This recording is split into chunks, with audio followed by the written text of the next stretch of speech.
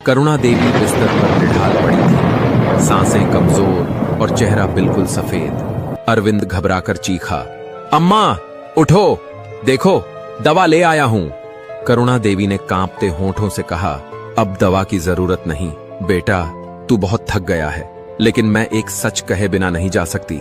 अरविंद, मैं तेरी असली मां नहीं हूं। अरविंद के पैरों तले जमीन खिसक गई। क्या? नहीं अम्मा, आप ही मेरी मां हैं। उसकी आवाज कांप रही थी, मगर करुणा देवी ने अपनी आखिरी सांसों में पूरी हकीकत उगल दी। मैंने तुझे छुपा कर पाला था, पर अब वक्त आ गया है, सब जान ले। यह कहकर उनका सीना हमेशा के लिए शांत हो गया। अरविंद अकेला रह गया, उसकी दुनिया बिखर गई थी। कुछ दिन तक वह चुप रहा, मगर उसके मन में सवाल गूंजते रहे। आखिरकार वह गांव की सबसे बुजुर्ग औरत वृद्धा यशोदा अम्मा के पास गया। उसने सिसकते हुए कहा, बेटा, करुणा सच कहती थी, तू उसका बेटा नहीं था। असल में तेरे माता पिता संतानहीन थे, और फिर अचानक एक दिन तू उनकी गोद में आ गया।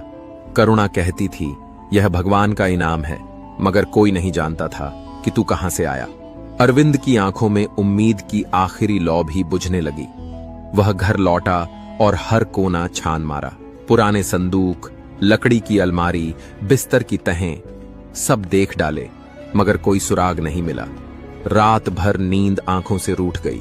फजर की बेला में उसने स्नान किया, आसमान की तरफ हाथ उठाए और रो पड़ा, हे ईश्वर, क्या मेरा कोई खून का रिश्ता नहीं है? अगर है तो मुझे मेरी सच्चाई से मिलवा।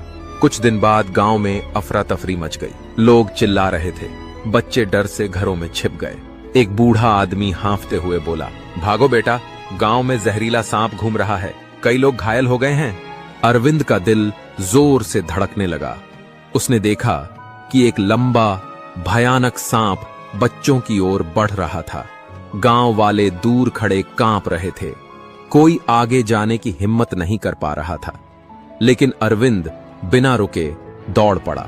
जैसे ही सांप ने उसे देखा, वह कांप उठा और पीछे हट गया। फिर धीरे धीरे रेंगता हुआ अरविंद के पैरों के पास आकर ठहर गया।